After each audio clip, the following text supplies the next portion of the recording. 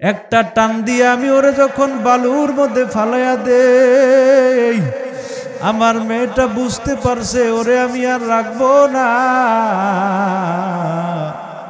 মেয়েটা কান্দে আর কয়, আব্বু এত নিষ্ঠুর হইলা, তুমি কেন আমারে আজকে জীবিত খবর দিতেছ? আমার মা যদি থাকতো আমার পাশে জীবনও পারতো না। আমার মায়ের কাছে আমারে ফিরাইয়া দাও, তোমার মতো বাবার আমার দরকার নাই। আল্লাহ নবী যখন এই ঘটনা শুনতেছে, আল্লাহ নবীর চোখ বেয়ে বেয়ে পানি পড়তে পড়তে নবীর দাড়ি ভিজে গেল, নবীর বুক ভেসে গেল।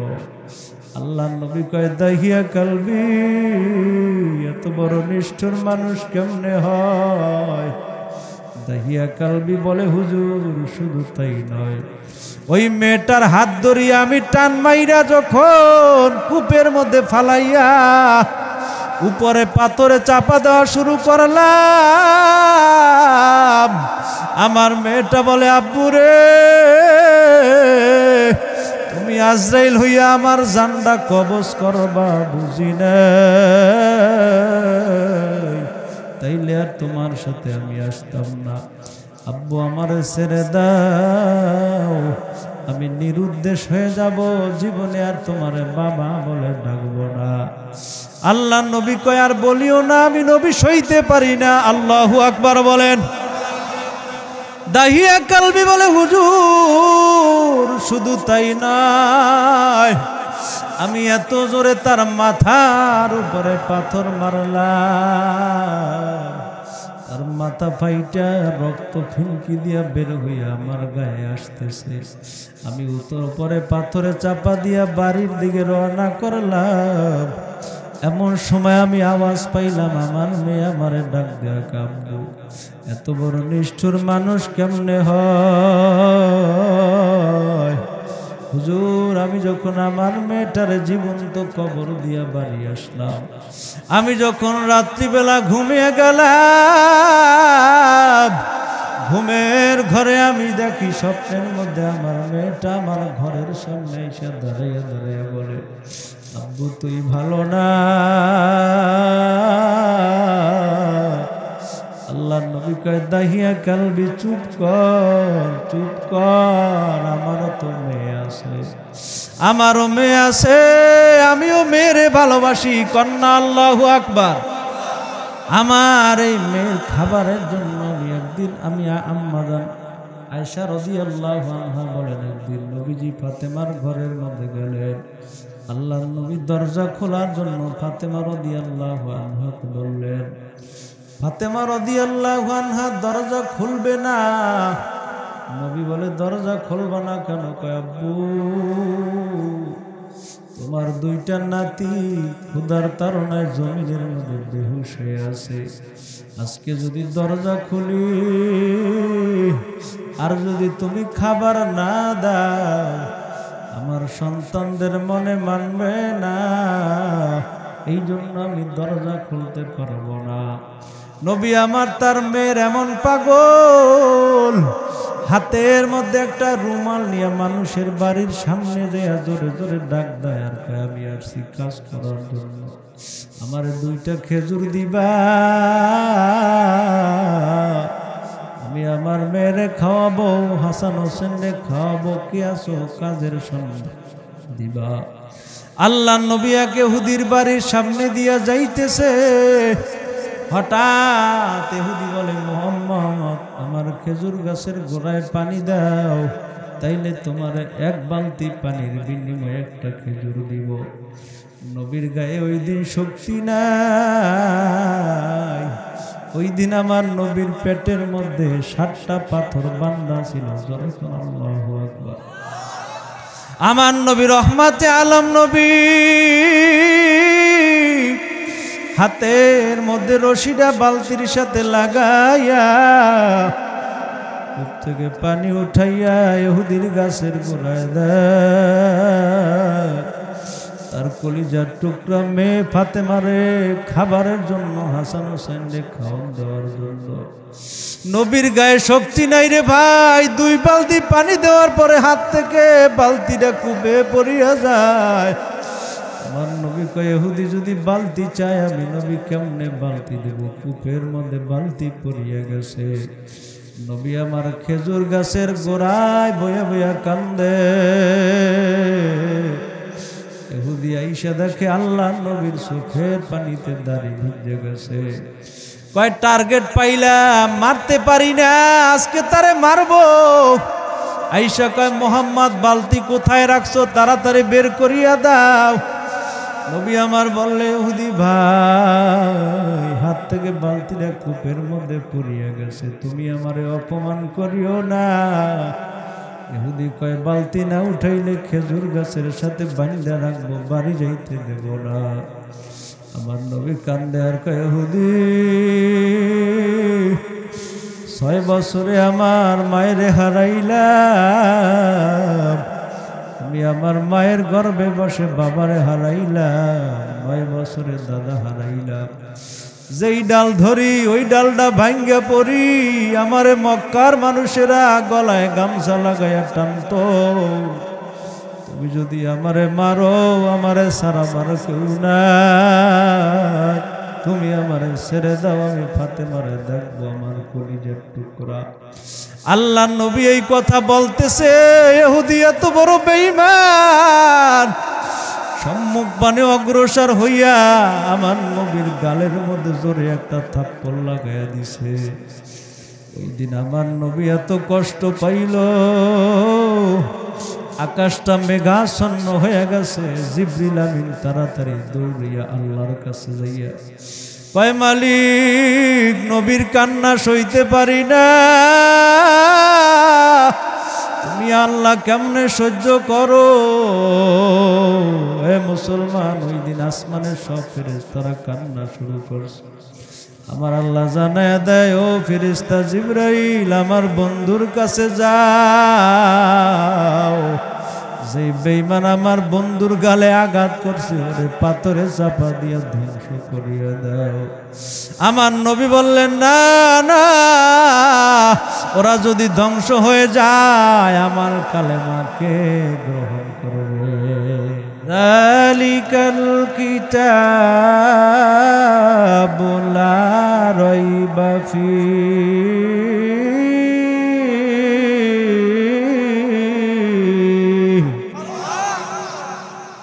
যারা মুমিন ইমানদার তাদের সামনে যদি আল্লাহর কোরআন পড়ে মুমিনের ঈমান বাড়ে না কমে? জবাব দিলে তো মুসলমান সিংহের জাতি, জবাবটা কি আসতে হবে না জোরে হবে? এই জন্য আমি যদি তেলাওয়াত করি আপনারা কি তাকবীরটা আসতে দিবেন না জোরে দিবেন?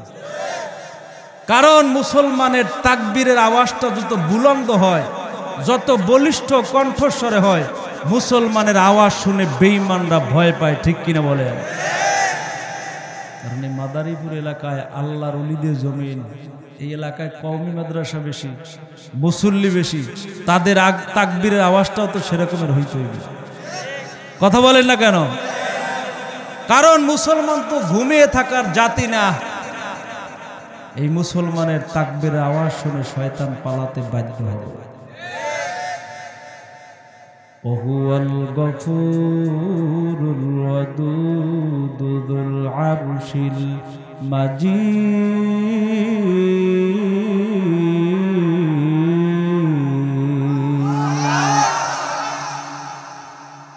মাঝে মাঝে মুসলমান আমরা তাকবীর দিছি, কারণ মুসলমান তাকবীরের জাতি। কারণ মুসলমান যখন দুনিয়াতে আসে কানে আজান দেয় আল্লাহু আকবার বলে, মুসলমান যখন কবরে যায় তখন জানাজা পড়ে আল্লাহু আকবার পড়ে।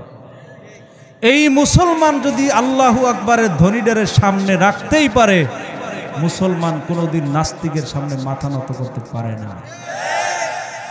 দেখছেন না এই বছরের শুরুতে রামগিরি মহারাজ আমার রসুলকে নিয়ে একটা খারাপ মন্তব্য করেছিল।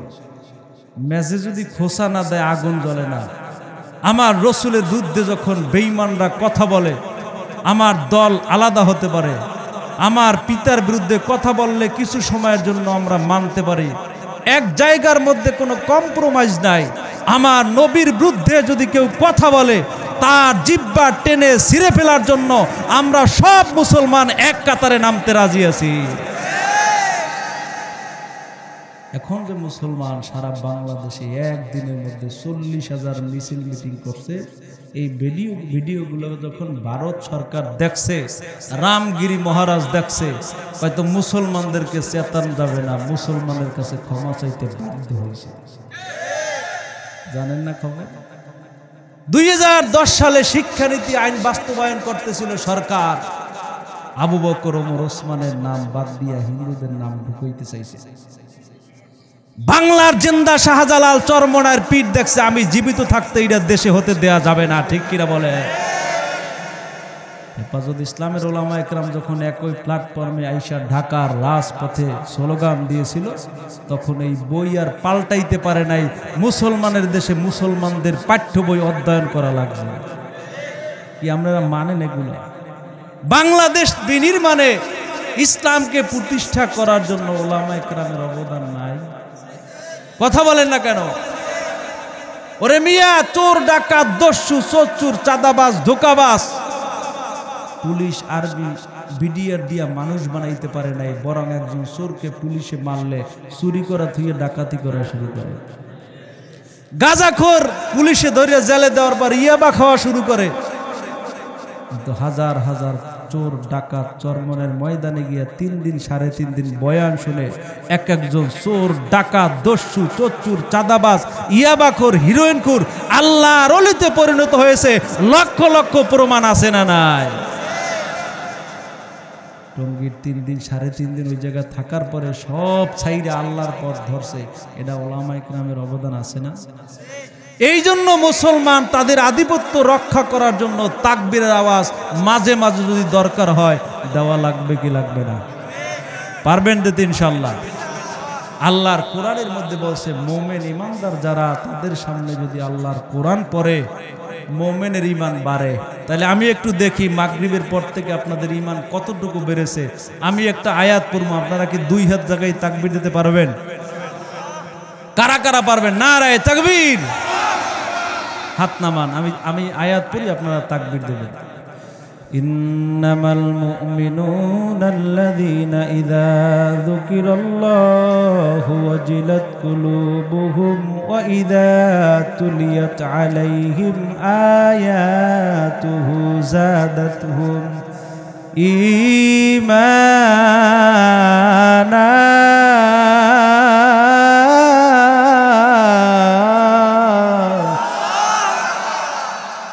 وعلى ربهم يتوكلون।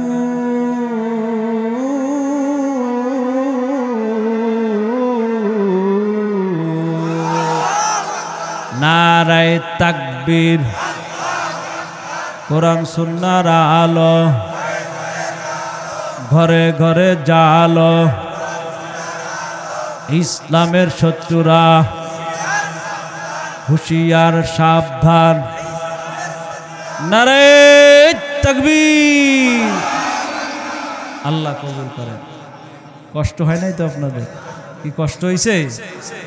একবার সুবহানাল্লাহ বলছেন, জান্নাতের মধ্যে আপনার জন্য একটা ফলের বাগান এত বড় তৈরি হইল, দ্রুতগামী ঘোড়া 500 বছর দৌড়িয়েও শেষ করতে পারবে না।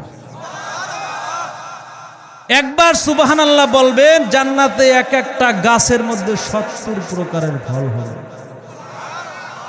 আল্লাহ পারে না দিতে? পারে।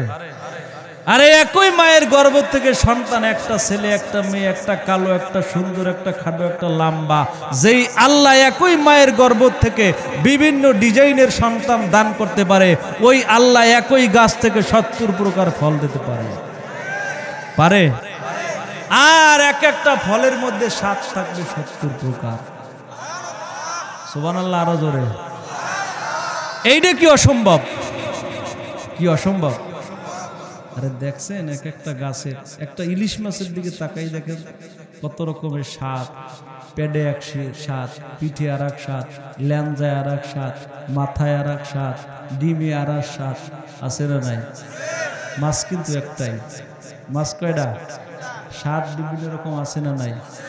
একই আম, কাঁচা থাকতে এক স্বাদ, পোক্ত হইলে আর এক স্বাদ, লাল হইলে আর এক রকম মজা, একেবারে মজ্জে গেলে আর এক রকমের মজা।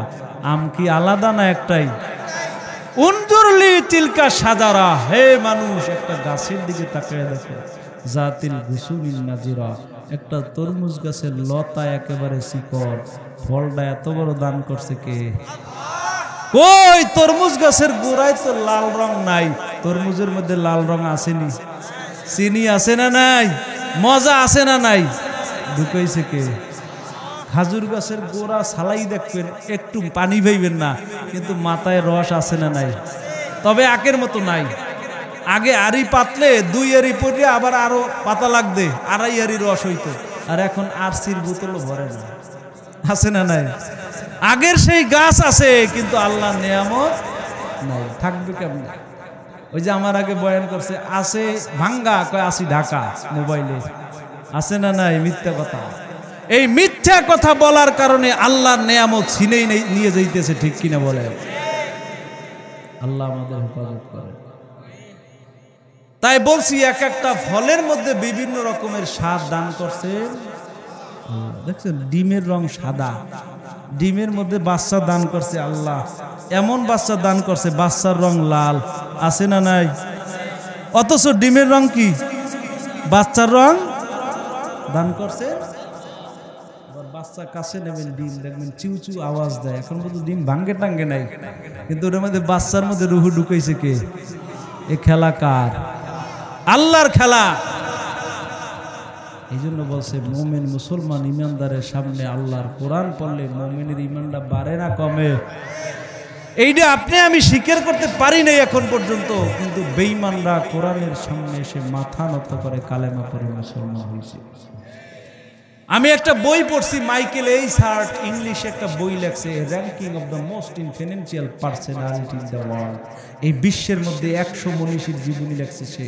Isaac Newton, Albert Einstein, Mahatma Gandhi, Hiralal Gandhi, এরপর কবি রবীন্দ্রনাথ ঠাকুর, কবি নজরুল, ইউসুফ নবীর জীবনী, আমার নবীর জীবনীটাও লেখছে। তিনি 100 মনীষীর জীবনী লিখতে গিয়ে আমার নবী সম্পর্কে বলেছেন, মুহাম্মদুর রাসূলুল্লাহ সাল্লাল্লাহু আলাইহি ওয়াসাল্লাম was not mere prophet and simply religious but also a great leader Islamic republic of Medina. আমি নবীর নামটা 2 নম্বরে নিয়ে আসতে পারি নাই। আমি খ্রিস্টানের বাচ্চা স্বীকার করেছি, সরকারের দো আলম নবীর মতো পৃথিবীতে আর কোনো মানুষ ছিল না, আসবে না কিয়ামত পর্যন্ত। সুবহানাল্লাহ বলেন। এই জন্য আমি তার নামটা 1 নম্বরে নিয়ে আসছি। কন্যা আল্লাহু আকবার।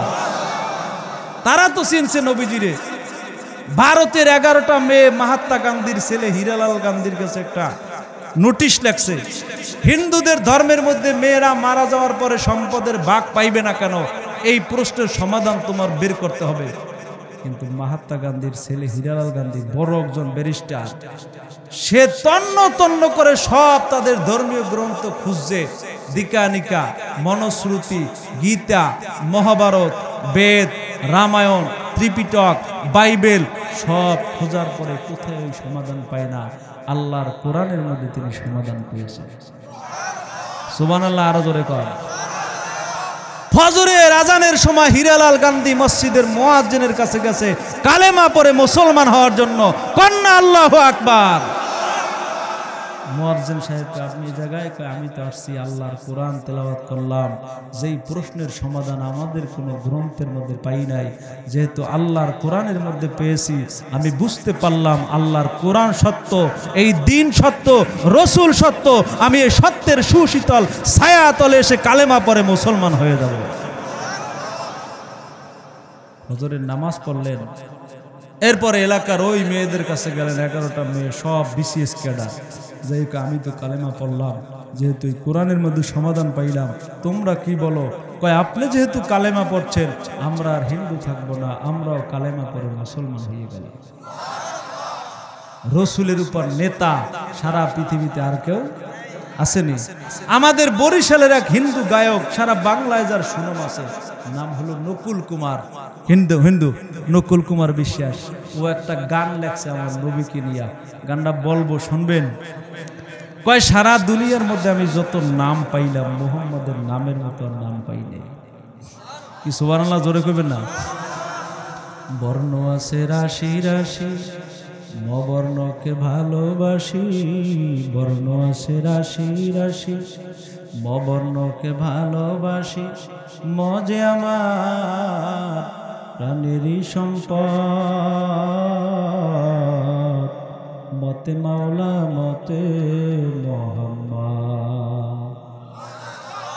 মুসলমান লিখতে লাগে, বলো সত্য কি না?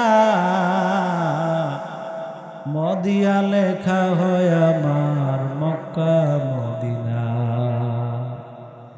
একটা মুসলমান না, একটা হিন্দুর বাচ্চা বলে মদিয়া মক্কা, মদিয়া মদিনা, মদিয়া মসজিদ, মদিয়া মিনার, মদিয়া মাদ্রাসা, মদিয়া মুফাসসির মাওলানা, মদিয়া মোহাম্মদের নাম, মদিয়া মাওলার নাম। এই জন্য ম বর্ণ আমার কাছে প্রিয়। আর আজকে মুসলমান দেখো, মোহাম্মদের আদর্শ বাদ দিয়া খেলোয়াড়ের পিছনে দৌড়ায়, ঠিক কিনা বলেন? এ মুসলমান পাগল হইয়া গেলা। বাংলাদেশের বিভিন্ন খেলোয়াড়ের জন্য উজিরপুর বয়ানে গেলাম, দেখলাম মসজিদের মধ্যে আর্জেন্টিনার পতাকা। নাউজুবিল্লাহ কইবেন না? মসজিদের সাথে আর্জেন্টিনার পতাকা লাগাইয়া দিল মুসলমান। বাংলার খেলোয়াড়ের পিছনে পাগল হইলা, বিদেশ থেকে স্বর্ণের কাপ তো দূরের কথা, 4 কাপ আনতে পারে না। কত কান্নাকা? আরে বাংলাদেশের ভাঙ্গা ভাঙ্গা মাদ্রাসার ছাত্রগুলো আল্লাহর কালাম তেলাওয়াত করার জন্য মক্কায় যায়, মিশরে যায়, কাতারে যায়, কুয়েত যায়, সারা দুনিয়ার মধ্যে সব রাষ্ট্রগুলো পিছনে ফেলে দিয়া এই লাল সবুজের পতাকা বাংলাদেশকে 1 নাম্বার করে দেখা। মানেন? মাদ্রাসার মধ্যে আল্লাহর কালামের তেলাওয়াত হইতেছে, একটা মদখোর যাইতেছে মদ খাওয়ার জন্য, রাত্রিবেলা মদ খাওয়ার জন্য যাইতেছে। মুসলমান মাদ্রাসার ছেলেরা রাত্রিবেলা তেলাওয়াত করতেছে বাতি জ্বালাইয়া, আর রহমান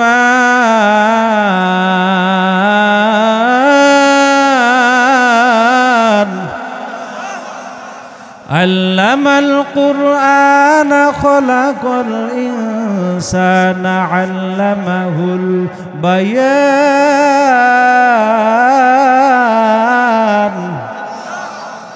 ভালো লাগে না খারাপ লাগে? মদখোরের কাছেও তেলাওয়াতটা ভালো লাগছে, কানটা মাদ্রাসার বেড়ার সাথে লাগাইয়া তেলাওয়াত শুনতে শুরু করছে। সুবহানাল্লাহ, জোরে কর। আজকে আর মদ খাইতে যাইবে না, আল্লাহর কালামের তেলাওয়াত শুনতেছে। কলবের মধ্যে এমন বাড়ি লাগলো, আর তেলাওয়াত শুনবে দাঁড়িয়ে দাঁড়িয়ে, মদ খাবে না নিয়ত করলো। মনে মনে ভাবে, কত জীবনে গান শুনলাম, কত নৃত্য দেখলাম, আল্লাহর কোরআনের মতো কোনো তেলাওয়াত নাই।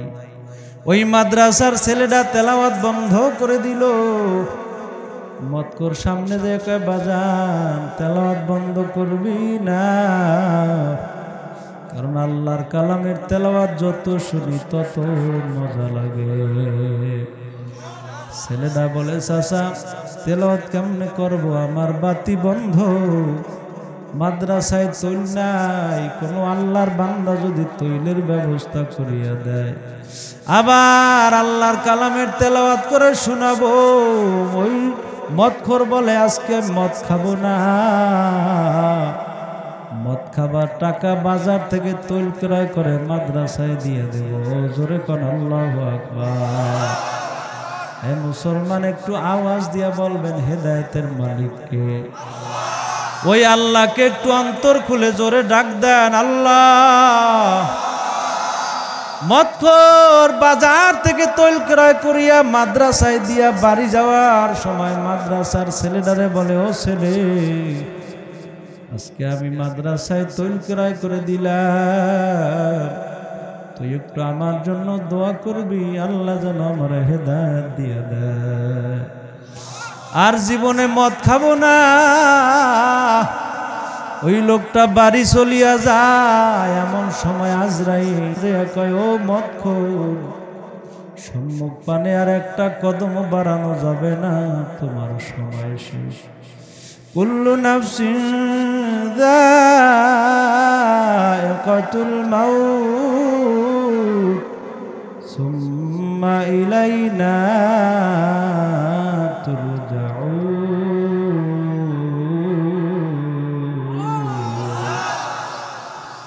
মদখোরের জানটা কেড়ে নিল আজরাইল। মদখোরের লাশটা জমিনে পড়ে রইল। সকালবেলা এলাকার মধ্যে ঘোষণা হয়ে গেল, তার জানাজা হবে না, দাপন কাপন হবে না, লাশটা জঙ্গলে ফেলে দাও। এলাকার মানুষ লাশটা নিয়ে জঙ্গলের মধ্যে ফেলে দিল। 3 দিন 4 দিন হয়ে গেল, কোনো মানুষ যায় না। আমার আল্লাহ এলাকার মানুষকে স্বপ্ন যোগে জানাইয়া দিল, এলাকার মানুষ তাড়াতাড়ি মদখোরের কাছে যাও, জানাজা পড়াও, ও তো আমার বন্ধু হয়ে গেছে, এলাকায় জানিয়ে দাও। আজকে তার জানাজায় যারা আসবে সকলের জীবনের গুনাহ মাফ হয়ে যাবে।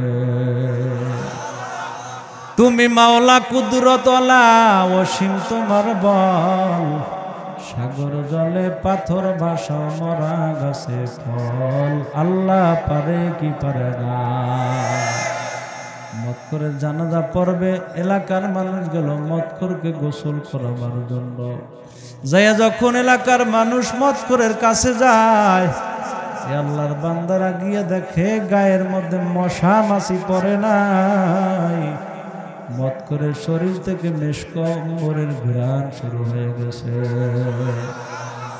জানাজা হয়ে গেল, হাজার হাজার মানুষ দেখার জন্য আসছে। এই মাদ্রাসার ছেলেটা চেহারা দেখে কান্দে আর বলে, আমার যদি তৈলের প্রয়োজন হয়, এই লোক মারা গেল, আমার তৈলকে ক্রয় করে দিবে। মসজিদের ইমাম বলে, বাজান বুঝতে পারলাম আল্লাহর কালামকে যে সাহায্য করে, সহযোগিতা করে, কালামকে যে সম্মান করে, সে আসলে মরে না, মরে না। আল্লাহর হাবিব ফরমান, তারা যদিও ইন্তেকাল করে, তার কবর আল্লাহ জান্নাতের বাগান বানিয়ে দেয়। আরে মুসলমান, আল্লাহ ধনীকে ফকির বানায়, ফকিরকে ধনী বানায়। কোটি কোটি পাপীকেও আল্লাহ আল্লাহর ওলি বানাইতে পারে কি পারে না? যিনি পারেন তিনি আল্লাহ। নবী আমার বলেন, আমি যখন তওবা করাবার জন্য সাহাবায়ে কেরামদেরকে ডাকলাম, এ মুসলমান ভালো করে শুনবেন, সাহাবায়ে কেরাম নবীর হাতে হাত দিয়া তওবা শুরু করলেন। একজন সাহাবীর নাম হলো দাহিয়াতুল কলবি। আল্লাহ নবীর সামনে আসলেন তওবা করার জন্য, নবীর হাতের সাথে হাত মিলাইলেন। হঠাৎ করে সাহাবী হাতটা গুটিয়ে নিলেন, তওবা করবেন না। নবী আমার বললেন, সাহাবী তওবা করবা না কেন? বলে, হুজুর আমার মতো গুনাহগার জমিনে কেউ নাই, আমি তওবা করে কোনো লাভ নাই, আল্লাহ মনে হয় আমারে মাফ করবে না, এই জন্য আমি তওবা করব না, হাত গুটিয়ে নিলাম। নবী আমার বললেন, দাহিয়া কালবি শোনো, তুমি যে গুনাহ করেছো আমার একটু বর্ণনা দিয়ে শোনাও দেখি, তোমার সামনে আল্লাহ কি আয়াত নাজিল করে। এবার দাহিয়া কালবি বলতেছে, হুজুর আমার একটা মেয়ে বাচ্চা, ও যখন ওর মায়ের গর্ভে ছিল, আমি সিরিয়া গিয়েছিলাম ব্যবসা করার জন্য। আমি আমার বিবিরে বলেছিলাম, বিবি তোমার গর্ভে যদি ছেলে সন্তান হয় তাইলে লালন পালন করবা, যদি মেয়ে বাচ্চা হয় ওই মেয়েটাকে বাচ্চাটাকে জীবন্ত কবর দিয়ে দেবা। নাউজুবিল্লাহ বলেন। হুজুর আমার মেয়েটা দুনিয়াতে আগমন করছে যখন 6 বছর পরে আমি ঘরে আসলাম, আমার বিবি আমার হাতের মধ্যে মেয়েটার উঠে দিল। আমি বললাম, বিবি এই মেয়েটাকে তুমি কেন জীবন্ত কবর দিলে না? চোখের পানি ফেলে বিবি কান্দে আর কয়, স্বামী এই মেয়েটা যখন দুনিয়াতে আসে এমন সুন্দর চেহারা, আমি মা তাকে জীবন্ত কবর দেওয়ার জন্য নিয়েছিলাম, পারি নাই। ও আমার স্বামী, মেয়েটা যখন 2.5 বছর পর্যন্ত দুগ্ধ পান করেছিল, আমি 2.5 বছর পরে আবার পাথর মেরে তারে হত্যা করার চেষ্টা করলাম। এই মেয়েটা এমন সুন্দর হাসি দেয়, আমি মায়ের কলিজা ঠান্ডা হয়ে যায়। ও স্বামী আমার, এই মেয়েটা সকালবেলা রাস্তার পাশে যাইয়া আব্বু আব্বু কইয়া কাঁদতো। মাঝে মাঝে সন্ধ্যাবেলা আমি মায়ের কাছে বলতো, মা আমার বাবারে দেখতে মনে চায়, কবে আমার বাবা আসবে, আমি বাবার কোলে উঠব। কিতাবের মধ্যে আসছে হুজুর, আমি ওই মেয়েটারে সুন্দরভাবে সাজাইয়া পড়াইয়া দাওয়াতের কথা বইলা পাহাড়ের পাদদেশে নিয়ে গেলাম জীবিত কবর দেওয়ার জন্য। হুজুর আমি ওই মেয়েটারে নিয়ে যাই, মেয়েটা আমারে বলে, আব্বু তুমি আমারে কোথায় নিয়ে যাও? কয় আমি তোরে দাওয়াতের জন্য নিয়ে যাই। মেয়ে বলতেছে, আব্বু এইটা তো আমার নানা বাড়ির পথ না, তুমি আমারে কোথায় নিয়ে যাও আমার একটু বলো।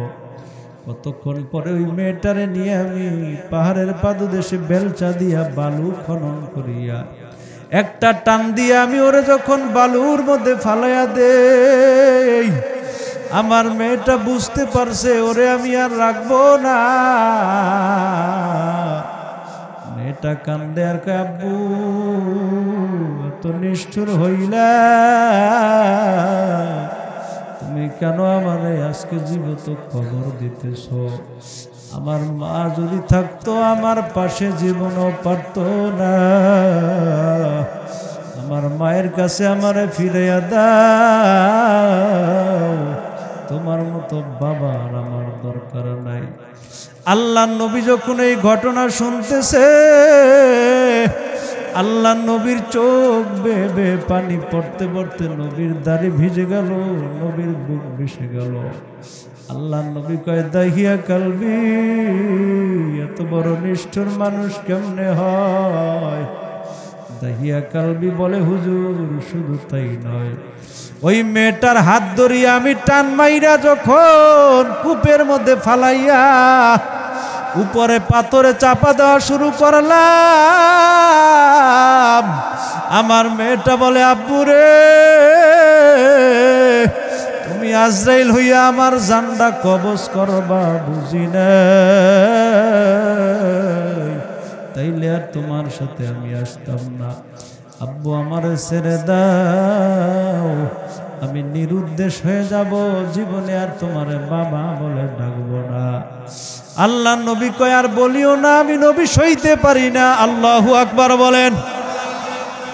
দাহিয়া কালবি বলে, হুজুর শুধু তাই নয়, আমি এত জোরে তার মাথার উপরে পাথর মারলাম, তার মাথা ফাইটা রক্ত ফিনকি দিয়া বের হইয়া আমার গায়ে আসতেছে। আমি উপরে পাথরে চাপা দিয়া বাড়ির দিকে রওনা করলাম। এমন সময় আমি আওয়াজ পাইলাম, আমার মেয়ে আমারে ডাক দেয়া, আব্বু এত বড় নিষ্ঠুর মানুষ কেমনে হয়? হুজুর আমি যখন আমার মেয়েটারে জীবন্ত কবর দিয়া বাড়ি আসলাম, আমি যখন রাত্রিবেলা ঘুমিয়ে গেলাম, ঘুমের ঘরে আমি দেখি স্বপ্নের মধ্যে আমার মেয়েটা আমার ঘরের সামনে এসে দাঁড়াইয়া দাঁড়াইয়া বলে, আব্বু তুই ভালো না? আল্লাহ নবী কয়, দাহিয়া কালবি চুপ কর, চুপ কর, আমারও তো মেয়ে আছে, আমারও মেয়ে আছে, আমিও মেয়েরে ভালোবাসি। কন্যা আল্লাহু আকবার। আমার এই মেয়ের খাবারের জন্য একদিন আমি আম্মাজান আয়েশা রাদিয়াল্লাহু আনহা বলেন, একদিন নবীজি ফাতেমার ঘরের মধ্যে গেলেন। আল্লাহর নবী দরজা খোলার জন্য ফাতেমা রাদিয়াল্লাহু আনহাকে বললেন। ফাতেমা রাদিয়াল্লাহু আনহা দরজা খুলবে না। নবী বলে, দরজা খুলবা না কেন? কয়, আব্বু তোমার দুইটা নাতি ক্ষুধার তাড়নায় জমিনের মধ্যে বেহুশ হয়ে আছে। আজকে যদি দরজা খুলি আর যদি তুমি খাবার না দাও, আমার সন্তানদের মনে মানবে না, এই জন্য আমি দরজা খুলতে পারবো না। নবী আমার তার মেয়ের এমন পাগল, হাতের মধ্যে একটা রুমাল নিয়ে মানুষের বাড়ির সামনে দেয়া জোরে জোরে ডাক দেয়, আর আমি আসছি কাজ করার জন্য, আমার দুইটা খেজুর দিবা, আমি আমার মেয়েরে খাওয়াবো, হাসান হোসেনরে খাওয়াবো, কি আসো কাজের সঙ্গে দিবা। আল্লাহ নবী এক ইহুদির বাড়ির সামনে দিয়া যাইতেছে। হঠাৎ ইহুদি বলে, মুহাম্মদ আমার খেজুর গাছের গোড়ায় পানি দাও, তাইলে তোমার এক বালতি পানির বিনিময়ে একটা খেজুর দিব। নবীর গায়ে ওই দিন শক্তি নাই। ওই দিন আমার নবীর পেটের মধ্যে 7টা পাথর বান্ধা ছিল। আল্লাহু আকবার। আমার নবী রহমাতে আলম নবী হাতের মধ্যে রশিটা বালতির সাথে লাগাইয়া থেকে পানি উঠাইয়া ইহুদির গাছের গোড়ায় দেয়। তার কলিজার টুকরা মেয়ে ফাতেমারে খাবারের জন্য, হাসান হোসেনরে খাওয়ান দেওয়ার জন্য। নবীর গায়ে শক্তি নাই রে ভাই। 2 বালতি পানি দেওয়ার পরে হাত থেকে বালতিটা কূপে পড়িয়া যায়। আমার নবী কয়, ইহুদি যদি বালতি চায়, আমি নবী কেমনে বালতি দেব? কূপের মধ্যে বালতি পড়িয়া গেছে। নবী আমার খেজুর গাছের গোড়ায় বইয়া বইয়া কান্দে। ইহুদি আইসা দেখে আল্লাহ নবীর চোখের পানিতে দাঁড়িয়ে ভিজে গেছে। কয়, টার্গেট পাইলাম, মারতে পারি না, আজকে তারে মারবো। আইসা কয়, মোহাম্মদ বালতি কোথায় রাখছো? তাড়াতাড়ি বের করিয়া দাও। নবী আমার বললে, ইহুদি ভাই হাত থেকে বালতিটা কূপের মধ্যে পড়িয়া গেছে, তুমি আমারে অপমান করিও না। ইহুদি কয়, বালতি না উঠাইলে খেজুর গাছের সাথে বান্ধা রাখবো, বাড়ি যাইতে দেব না। আমার নবী কান্দে আর কয়, ইহুদি 6 বছরে আমার মায়েরে হারাইলাম, আমি আমার মায়ের গর্ভে বসে বাবারে হারাইলাম, 9 বছরে দাদা হারাইলাম। যেই ডাল ধরি ওই ডালটা ভাঙ্গা পড়ি, আমারে মক্কার মানুষেরা গলায় গামছা লাগাইয়া টানতো। তুমি যদি আমারে মারো, আমারে সারা মারো কেউ না, তুমি আমারে ছেড়ে দাও, আমি ফাতেমারে দেখবো, আমার কলিজার টুকরা। আল্লাহ নবী এই কথা বলতেছে, ইহুদি এত বড় বেঈমান, সম্মুখ বানে অগ্রসর হইয়া আমার নবীর গালের মধ্যে জোরে একটা থাপ্পড় লাগাইয়া দিছে। ওই দিন আমার নবী এত কষ্ট পাইল, আকাশটা মেঘাচ্ছন্ন হয়ে গেছে। জিবরিল আমিন তাড়াতাড়ি দৌড়িয়া আল্লাহর কাছে যাইয়া কয়, মালিক নবীর কান্না সইতে পারি না, তুমি আল্লাহ কেমনে সহ্য করো? হে মুসলমান, ওই দিন আসমানের সব ফেরেশতারা কান্না শুরু করছে। আমার আল্লাহ জানায়া দেয়, ও ফেরেশতা জিবরাইল, আমার বন্ধুর কাছে যাও, যে বেঈমান আমার বন্ধুর গালে আঘাত করছে, ওরে পাথরে চাপা দিয়া ধ্বংস করিয়া দাও।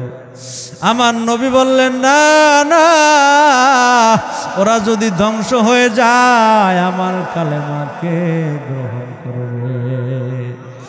ওয়া ইন্নাকা লাআলা খুলুকিন আযীম। আমার নবীর মনে এত ভালোবাসা, কতক্ষণ পরে জিবরিল আমিন আইসা কয়, হুজুর ধ্বংস করে দেই। কয় না, দরকার নাই। আল্লাহ নবী ইহুদির কাছে যেয়ে বলে, ভাই আমার গালে থাপ্পড় মারছো, শুধু গালে ব্যথা পাই নাই, আমার কলিজায় পর্যন্ত ব্যথা পাইলাম। আমার 2টা খেজুর দেবা, আমি হাসান হোসেন এবং ফাতেমার জন্য নিয়ে যাব। ইহুদি তো খেজুর দিল না, আরো বলে, তুমি তাড়াতাড়ি বালতি উঠিয়ে দাও, নাইরে আলাক গালের মধ্যে থাপ্পড় মারবো। নাউজুবিল্লাহ বলেন। এ মুসলমান আমার ভাই, আমার আল্লাহ নবীজিরে জানিয়ে দিলেন, নবী গো, আমি জানি আপনি জীবনে কত কষ্ট করলেন। আপনার হাত একটু কূপের দিকে বাড়িয়ে দিবেন, আপনার হাত আমি 40 ফুট লম্বা বানিয়ে দিব। ওমা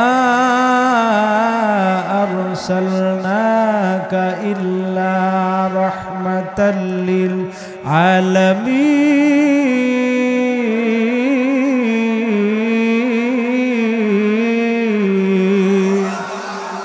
আরে মুসলমান, নবীর হাত 40 ফুট লম্বা হয়ে গেল। আল্লাহ নবী কূপ থেকে বালতি উঠাইয়া ইহুদির হাতে দিয়ে বাড়ি যায়। এমন সময় আমার নবীর গাল বাইয়া বাইয়া চোখের পানি পড়তেছে। আল্লাহ নবীর গালের মধ্যে হাত দিলেন পানিগুলো মোছার জন্য। হঠাৎ নবীজি দেখলেন তার গালের মধ্যে ইহুদির হাতের 5টা আঙ্গুল কাইটা পড়ছে। আল্লাহ নবীর গালটা ফুলে উঠছে। নবী আমার বললেন, আমার মেয়ে ফাতেমা যদি আমার গালের দাগ দেখে তার মনে মানবে না। আমি আমার গালের দাগটা আমার মেয়ের দেখাবো না। সুন্দর মতো গালটারে ঢাইকা ফাতেমা রাদিয়াল্লাহু আনহার বাড়ির সামনে যাইতেছেন। সালমান ফার্সি দেখে আল্লাহ নবীর মনটা বেজার, চোখ দিয়া পানি বের হইয়া যাইতেছে। সালমান ফার্সি কয়, হুজুর আপনার মনটা এত মলিন কোনোদিন আমি দেখলাম না, আপনার মনটা খারাপ কেন? নবী আমার কোনো কথা বলেন না। আল্লাহ নবী ফাতেমার বাড়ির সামনে যে ডাক দেয়, ফাতেমা দরজা খুলে দাও, আমি একটু তোমার চেহারা দেখব। এ মুসলমান, সন্তান যদি বিপদে থাকে মা বাবার ঘুম হারাম হয়ে যায়, ঠিক কিনা বলে? আমাদের এই পদ্মা নদী, আপনাদের এলাকার পদ্মা নদীর মধ্যে আমাদের পটুয়াখালীর একটা ছেলে লঞ্চ ডুবেছিল 2014 সালে পিনাকছড়ি লঞ্চ। যখন পটুয়াখালী পার হইয়া বাউফল রওনা করবেন, বগা নদীর আগে আগে ছেলেটার কবরস্থান আছে, নাম হলো আব্দুল্লাহ। ওই আব্দুল্লাহ লঞ্চে উঠা মায়ের কাছে ফোন করেছিল, মা ঢাকা যাইয়া আবার তোমারে ফোন করব, তুমি ঔষধ খাইও, খাবার খাইও, তারপর বিশ্রাম করিও। আর ফোন দিতে পারবো না, ঢাকা গিয়া ফোন দেব। ছেলেটা লঞ্চে উঠছে, মা খানা খাইয়া ঔষধ খাইয়া বিশ্রাম করবে, টিভি খুললো খবর দেখার জন্য। হঠাৎ দেখে পদ্মার মধ্যে লঞ্চ ডুবে গেছে। লঞ্চটার নাম হলো পিনাকছড়ি। এখন মা সন্তানের মোবাইলে কল দেয়, কল ঢোকে না, বন্ধ বন্ধ। মায়ের মনে মানে না, চলিয়ে আসলো নড়িয়া পদ্মা নদীর তীরে এসে দেখে হাজার হাজার বাবা মা সন্তানের লাশ নেওয়ার জন্য আসছে। পদ্মার এপারেও মানুষ, ওপারেও মানুষ, লাশ উঠাইয়া অ্যাম্বুলেন্সে করে বাড়ি নিয়ে যায়। ওই মা 7 দিন পর্যন্ত নদীর পারে দৌড়ায় আর মোবাইলে কল দেয়, বন্ধ বন্ধ। 7 দিন পরে মায়ের মোবাইলে আব্দুল্লাহর মোবাইল থেকে কল আসছে। ডাক দিয়া কয়, বাজান এতদিন ফোন বন্ধ রাখছো, আমি মায়ের ঘুম নাই, খাওয়া নাই, নিদ্রা নাই। অজানা একটা কণ্ঠ বলে, মা আমি তোমার সন্তান না, আমি ওই থানার ওসি সাহেব। তোমার ছেলের লাশটা পদ্মা নদীতে ভাসতে ভাসতে আমার থানার সামনে ছড়িয়ে আসছে। ওর প্যান্টের পকেটে যখন মোবাইল পাইলাম, ওই সিমটা আমার মোবাইলে ঢুকাইলাম, কলে দেখলাম আম্মু নামে একটা নাম্বার। আমি কল দিলাম, তোমার ছেলের লাশটা নিয়ে যাও। মা চলিয়া গেল থানার সামনে, যা দেখে হাজার হাজার মানুষ দাঁড়িয়ে রয়েছে, গন্ধে কাছে যায় না, লাশ পয়সা দুর্গন্ধ। মায়ের মনে মানে না, মা যাইয়া একটা চিৎকার মাইরা লাশের উপর পইরা কান্দে আর কয়, আব্বু, আরে আব্বু আমারে আম্মু বইলা ডাক দে, আমি মায়ের কলিজাটা ঠান্ডা হয়ে যাবে। ওই মা যখন ছেলের কপালে চুমা দেয়, ছেলের কপালের পচা চামড়া মায়ের ঠোঁটের সাথে উঠে আসে, গালের চামড়া উঠে আসে। মায়ের মনে মানে না, মায়ের নাকের মধ্যে দুর্গন্ধ যায় না। এ মুসলমান, আমি ডাক্তারদের অভিমত শুনেছি, 9 জন ডাক্তার মায়ের কলিজা নিয়ে গবেষণা করেছে।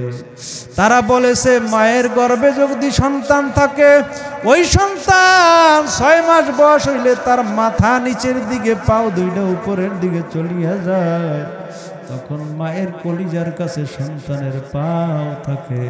ওই সন্তান যখন বড় হয়, মায়ের কলিজাটা তার পায়ে বাইজা আস্তে আস্তে উপরের দিকে উঠতে থাকে। এরপর সন্তান মায়ের কলিজায় জোরে জোরে লাথি মারে। একটা সন্তান কমপক্ষে 4500 বার মায়ের কলিজার মধ্যে লাথি মারে। ওর একটা লাথি যদি বাবার কলিজায় লাগতো, ডাক্তাররা বলেছে বাবা আর বাঁচতো না। কিন্তু মায়ের যত লাথি মারে মা, সন্তানের জন্য তত পাগল। জোরে কোন সুবহানাল্লাহ। এ মুসলমান, ওই সন্তান যখন দুনিয়াতে আসবে, মায়ের কলিজায় এত জোরে লাথি মারে, মায়ের কলিজাটা ফাটিয়া যায়। হঠাৎ করিয়া মা ব্লাড কানেকশন দিয়া সন্তান দুনিয়াতে আইসা, ওই সন্তান মা যখন বলিয়া ডাক দেয়, এই উম্মা শব্দটা মায়ের কান দিয়া মায়ের কলিজার মধ্যে যাওয়ার পরে সাথে সাথে কলিজাটা আল্লাহ তাআলা জোড়া লাগাইয়া দেয়। আজকে যদি মায়েরে কোনো সন্তান গালি দেয়, আল্লাহর আরশ পর্যন্ত থরথর করে কাঁপে। হে মুসলমান, বাবা মায়েরে সন্তুষ্ট রাখবা, আল্লাহ সন্তুষ্ট থাকবে, ঠিক কিনা বলে? বাবা মায়েরে বেজার করবা, জীবন তোমার শেষ হয়ে যাবে। মাঝে মাঝে আদার সোনারি পত্রিকাটা পইরা দেখো, একটা ঘটনা পাইলাম, ভালো করে শোনো। মা সন্তান দুনিয়াতে আগমন করার পর তার বাবা দুনিয়ায় নাই, সন্তান এখন মা সন্তানের লালন পালন করতেছে। এ মুসলমান, সন্তান বয়স হয়েছে, বিবাহ করাইলো, এখন আর সন্তান মায়ের চেনে না, মায়ের কাছে যায় না। শ্বশুরের টাকা দিয়া বাহিরে পাঠাইয়া দিল, বাহির থেকে আইসে এখন শ্বশুর বাড়ি থাকে, নিজের বাড়ি যায় না। এলাকার মানুষ কয়, ও মা, তোমার সন্তান দেখলাম বাজার কইরা শ্বশুর বাড়ি যায়, তোমার তো খোঁজ খবর লয় না। মায়ের মনে কষ্ট লাগছে। মায়ে কয়, আমার কোনো সন্তান নাই। এই কথা বলতে দেরি আল্লাহর গজব করতে শুরু হয় নাই। এখন সন্তান অসুস্থ, শ্বশুর বাড়ির লোকেরা মেডিকেলে নিয়ে যায়, কোনো রোগ ধরতে পারে না। 7 দিন হয়ে গেল, শরীরের গোস্তগুলো চামড়ার সাথে লাইগে গেছে। ডাক্তাররা বলে বাসায় নিয়ে যাও, কোনো কাজ হবে না, রোগ ধরতে পারি নাই, যা মন চায় তা খাওয়াও। এখন শ্বশুর শাশুড়ি কাইটা কাইটা চলে, বিবি নাকে কাপড় দিয়া স্বামীর কাছে যায়। স্বামী চোখের পানি ভালাইয়া কান্দে আর কয়, আমার মায়ে যদি থাকতো আমার কাছে আমার সাথে এরকমের আচরণ করতে পারতো না। বিবিরে ডাক দেয়া কয়, বিবি, আমার মায়ের কাছে আমারে পাঠাইয়া দাও, আমার মায় আমারে দূরে ফলাইতে পারবে না।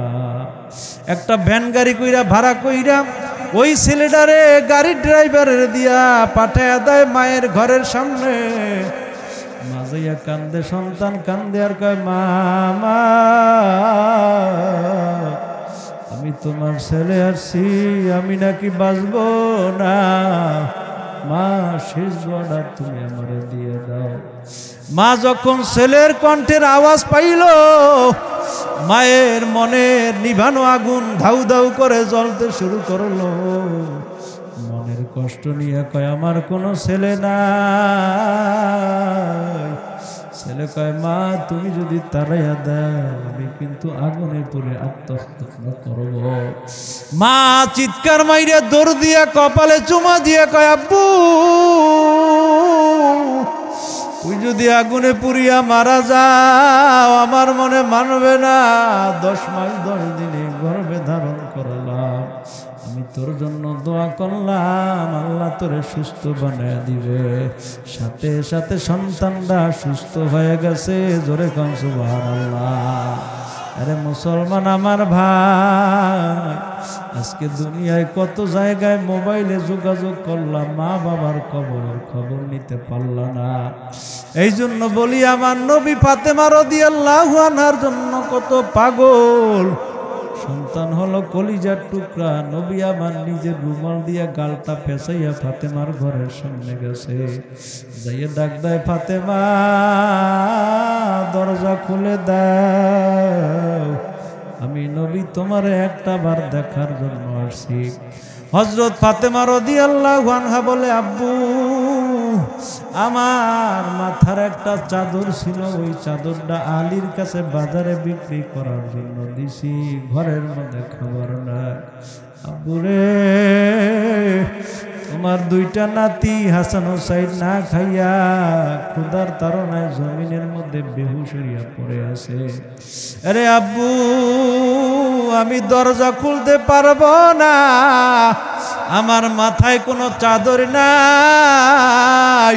আল্লাহ নবী বললেন ও ফাতেমা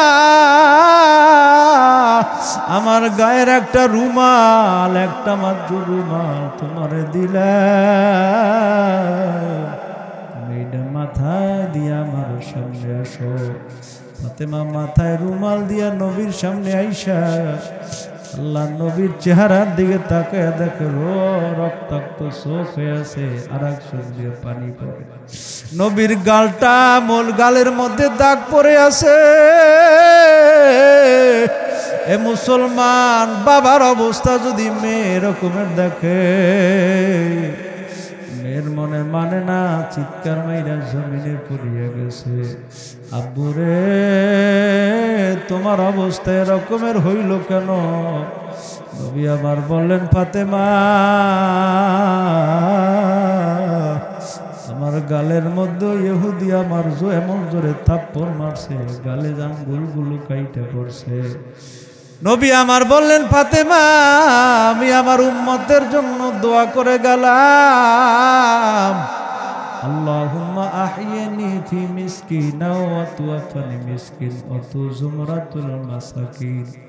আল্লাহ তুমি আমারে গরিব বানাও, গরিবের সাথে হাসর করাও, কারণ গরিবের মধ্যে আল্লাহ এমন নেয়ামত দান করেছেন ধনীর 500 বছর জান্নাতের মেহমান হয়ে যাবে। জোরে কোন সুবহানাল্লাহ।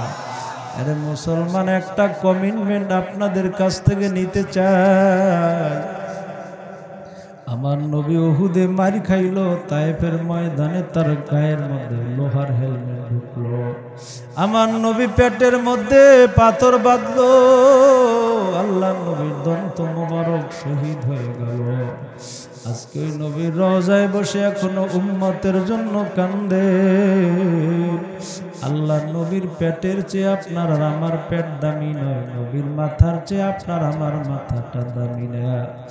আল্লাহ নবীর দন্ত মোবারকের চেয়ে আমার দন্ত দামি না।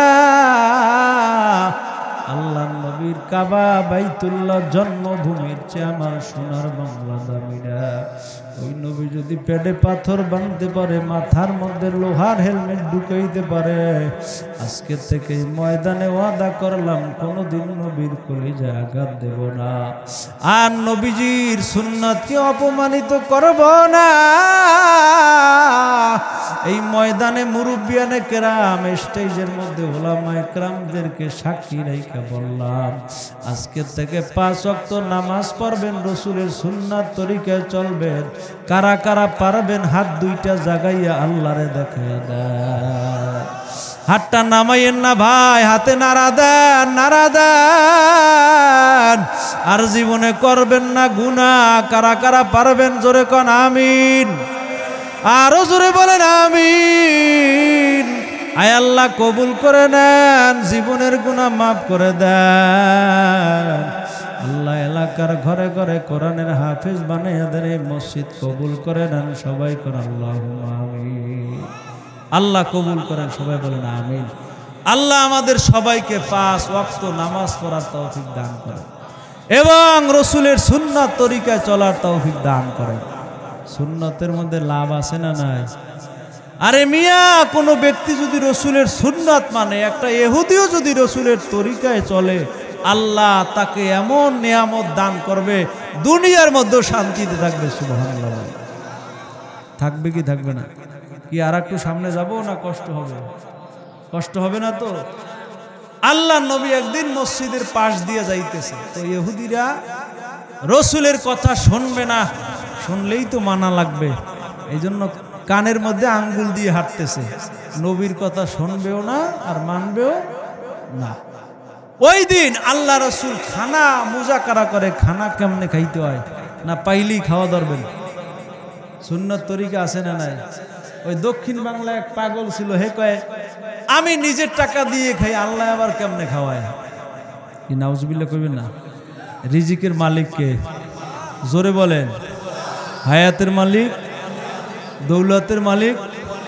কুল ইন্না সলাতি ওয়া নুসুকি ওয়া মাহইয়ায়া ওয়া মামাতি লিল্লাহি রাব্বিল আলামিন।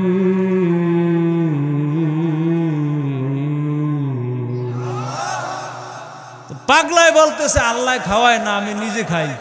নাউজুবিল্লাহ বলেন। আল্লাহ কয় তো বারা তোর আমি খাওয়াবো। পাগলা একদিন নিয়ত করছে যে আমি খামু না, দেখি আল্লাহ কেমনে খাওয়ায়। কি আল্লাহ খাওয়াইতে পারে কি পারে না? হে খানা পাক করে লইয়ে বইয়ে রয়েছে, বিরিয়ানি খাইবে না, আইলা আল্লাহর সাথে বায়না ধরছে আল্লাহ কেমনে খাওয়ায় দেখতে। নাউজুবিল্লাহ কর না। খানা নিয়ে বইয়ে রয়েছে, খানার যে গ্রান, 3 জন ডাকাত রাস্তা দিয়ে যাইতেছে, গ্রান পাইয়া তারা গেছে, ওই ওটা আছে। ডাকাতের পেটেও ক্ষুধা, একটা কয় খাওয়া দাওয়ার, আর একটা কয় খাইস না, যদি খাওয়ানোর সাথে বৃষ্টি মিশাই থাকে তাই তো আমাকে খাওয়াইয়ে মারবে। ও কিন্তু আমার কাছেও চালা। আর এক পাগলা কথা, আগে ওরে খাওয়া, ওরে খাওয়াইয়া যদি দেখি মরছে, তাইলে আমরা আর ওই কি খাইবে? ওই তো খাইবে না, ওরে খাওয়াইবে কেরা? হে খাইবে না, এখন এর মুহে খাওয়ান উডেই দেহে খাইবে না। আর এক পাগলা কাউতে এমনি এমনি খাইবে না, ওই যে মোষ পিডায় না, গরু মোষ পিডায়, ওইটার নাম কি? পাসন লাগা, কয়েকটা পাসন দিয়া যে পিঠের উপরে গোট্টা সাইডে মারছে, ওই খায়। আর আল্লাহ খাওয়াইলে পেটেও খাওয়ায়, পিঠেও খাওয়ায়। আসলে খাওয়ায় কেডা? রিজিকের মালিক কে? এরপরও কিছু মানুষ আছে আমি দল করি, আমি চাকরি করি, এরপরে খাই, আছে না নাই? আসলে এরা বিশ্বাস করে না, বিশ্বাস করতে হবে। কুত্তার লেজ সোজা হয় না, কুকুরের লেজ কি সোজা হয়?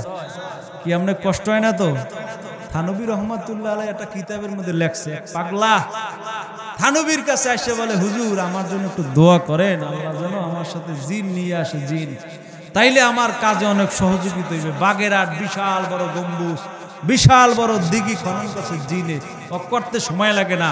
ওই সময় তো ট্রাক ছিল না, বেকু ছিল না, কোথার মাটি কোথায় নিয়ে বিশাল বড় দিঘি করছে বাগেরহাট, এটা জিনে করছে। তা জিনের কাজ করতে বেশি সময় লাগে না, অল্প সময়ের মধ্যে অনেক বড় কাজ করতে চায়, কাজ করতে পারে। এখন ওই পাগলায় থানবীর কাছে কয়, আপনি একটু দোয়া করেন জিন যেন সাথে আসে। হুজুর কয়, জিন আনিস না, ঝামেলা আছে। জিন আনলে কি আছে? এই আমি ঘুমিয়ে ধরছে না, কয় কি এই আমি ঘুমিয়ে আসছি। ওর বাবা তো 11টা বাজে গেছে। তো সূরা জিন 70 বার পর 70 বার পড়ছি। এখন জিন লাগাই গায় তোমার সাথে আসছি, এখন কাজের উপর রাখতে হবে, যদি কাজ না দাও তোমার মাথা টানিয়ে ছিটিয়ে হলাম। পাগলা কে ও মা এই জিন এনে দেন আমার লস, আমারই তো মারতে চায়। যেই কাজ দেয় সাথে সাথে করে অন্য কাজ দাও, তোমার মাথা ভাঙ্গে ফেলাম। লাস্টে হুজুরের কাছে যাই, হুজুর কোন জিন যে সাথে আনলাম, এখন তো আমারই খাইতে চায়, কি করবো? যা একটা কাজ দিয়ে দুই কাজটা জিনের করতে করি। কি কাজ? দেখবো বাংলা ফরিদপুর একটা কুত্তো শুয়ে রয়েছে, কুত্তোর লেজটা দিয়ে টানিয়ে সোজা করতে করি। কালকে আবার যাই না ভাঙ্গা দেখতে যে আসলে কুত্তো শুয়ে রয়েছে কিনা, ওরা বুঝাইলাম আর কি। ও করছে কি যাইয়ে কুত্তোর লেজ জিনিস সোজা করতে লেগেছে। ওই মনে করছে কোনো ঘটনাই নেই আমার কাছে।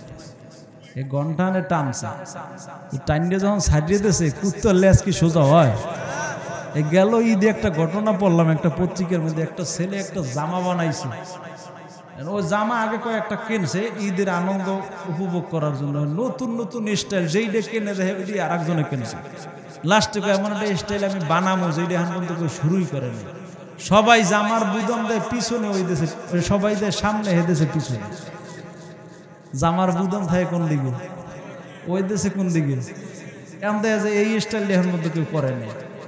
আল্লাহর কুদরত, গাড়ি লইয়ে বাইরে পালসার গাড়ি টানতেছে, পর ট্রাকের তলে যেয়ে দেশে জোগান পড়ছে খাদার মধ্যে, গায়ে তো কাদা, আরো বেউস মানুষ উড়েই দেখে বুদম একদিকে কল্লা আর একদিকে। এরা মনে করছে কল্লা মনে হয় ঘুরে গেছে, আসলে কি কল্লা ঘুরছে? হ্যাঁ না স্টাইল। ডিজিটালে বাংলাদেশে কত কিছু দেখার আছে, দেখতে গেলে শেষ হবে না অল্প দেখো ভাই। পোলা মাইয়া জুয়ান বুড়া একই রোগে খাইছে ধরা, আধুনিকতার হাওয়া গায়ে লাগছে তাই। ঠিক কইবেন না? মানুষ উড়েই দেখে যে কল্লা একদিকে বুদম আর একদিকে, এরা কল্লা টাইনে বুদমে সোজা করতে আছে, ওইবে সোজা। ওই কয় না আমার কল্লা ঠিক আছে। বেড়া তুই তো অ্যাক্সিডেন্ট হয়েছে, তুই বুঝবি? পাড়াইয়ে ধরিয়ে কল্লা কেটকেট শব্দ ঘুরিয়ে দিয়ে পারে না, এমন জোরে টান মারছে বুদমে সোজা করে দিয়েছে। কল্লা আছে না গেছে? বেশি স্টাইলে অনেক সময় কল্লাও যায়, ঠিক কিনা বলেন? আগে মুরব্বীরা তারাবি করতে 20 টাকা, এখন অনেকে কয় 8 টাকা। কতক্ষণ টাকা? তা ফেরেশতারা যদি কল্লা টানিয়ে সোজা করতে যায় 8 টাকা মশলা দাও আপডেট, অনেক সময় কল্লাও ভাঙতে পারে, ঠিক কিনা বলেন? কি 8 টাকাত পড়বেন না 20 টাকাত পড়বেন? কারা কারা 20 টাকাত পড়বেন? নারে তাকবীর! আল্লাহ কবুল করে। নারে তাকবীর, লিল্লাহে তাকবীর। আয় আল্লাহ কবুল করেন সবাইকে। না কুত্তর লেজ 3 ঘন্টা টানার পরে যখন ছাড়িয়ে দিয়েছে, সোজা না বাঁকা, লাস্টে কটা এমনি এমনি টানলে কাজ হইবে না, একটু হাতের মধ্যে সরিষার তেল লাগাইছে, আবার টানা শুরু করছে, দেখে বাঁকা হয়ে যায়, মেজাজ গরম হয়ে গেছে, এমন জোরে টান মারছে কুত্তর লেজ গেছে ছিড়িয়া। এই সেরা লেজটাও সোজা না বাঁকা। লাস্টে জিনে যাই ওই পাগলা ধরে কয় বেড়া এমন কাম দেশ কিয়ামত পর্যন্ত টানলেও কাম হইবে না। সালাম দিয়ে যায় আর কয় তোকে ধরে আর জীবন আমি না। একবার মাদ্রাসার 2 জন ছাত্র মুড়ি খায়। কি খায়? শয়তানে মানুষের সুরত ধরে যাই আমারও ল। কয় তোর দ্বারা টাকা আছে? আছে। কয় টাকা? 1 টাকা। কয় আগে দে। 1 টাকা হাতে লইয়া কয় আমরা 2 জনে 5 আর 5 10 টাকা দিয়ে মুড়ি কিনছি, তুই দিছো 1 টাকা, আমরা 2 জনে 5 টাকা দিছি, 5 আঙ্গুল দিয়ে খাবো, আর তুই দিছো কয় টাকা? তা তুই খাবি কয় আঙ্গুল দিয়ে? আগে তো টাকা হাতে লইয়ে লইস, এনে 1 আঙ্গুল থেকে মুড়ি খাওয়া যায়? হ্যাঁ মুড়ি কোনো হম লইয়া নাহের দ্বারে আনে ভূতে যায় ফরিয়ে, লাস্টে আমার টাহাটাই গেলে খাও, আর জীবনে তোকে দ্বারে আওয়াজ হইবে না। মানুষ হইল শয়তানের চেয়েও চালাক, ঠিক কিনা বলেন? আল্লাহ আমাদেরকে হেফাজত করে। এই জন্য বলছি কিছু কিছু মানুষ আছে ঘাড়ুয়া, বাঁকা, সোজা হয় না। আবু জেহেল কি সোজা হয়েছিল? আবু জেহেল একবার রসুলের ফান্দে ফালাবার জন্য রাস্তার মধ্যে কূপ কইরা উপরে নেট জাল দিয়ে ঘাস লাগাই দিয়েছে, যেন নবীজি টের না পায় যে এখানে কূপ আছে। তাই একদিন চেয়ারে বসে দাওয়াত দিয়েছে যে আগামীকালকে দুপুরে আমার বাসায় খাবা। নবীজি যাইতেছে সরল বনা মানুষ, আল্লাহ নবী যাইতেছে তো যাইতেছে, আবু জেহেল চিন্তা করতেছে আজকে কূপের মধ্যে পড়বে আর আমি বসে বসে হাসবো, এই নবী কূপের মধ্যে পড়বে।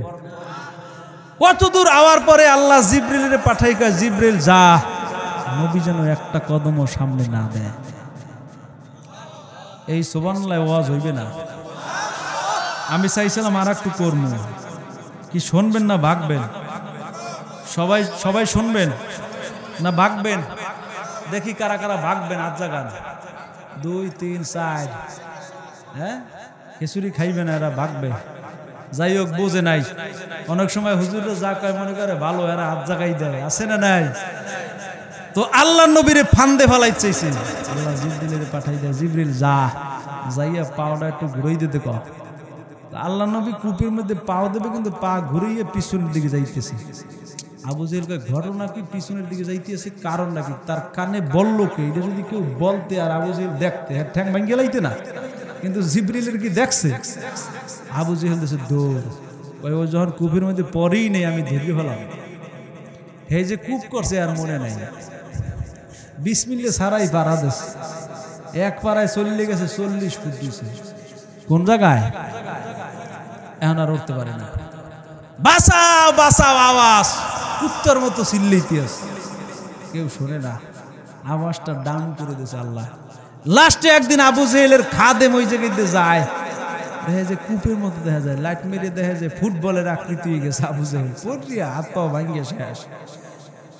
উঠাবার জন্য চেষ্টা করতে আছে, কিতাবে আসছে আবু জেহেল রশি ধইরা উপরে উঠতে আছে, খাদেমে রশি পেটাইছে।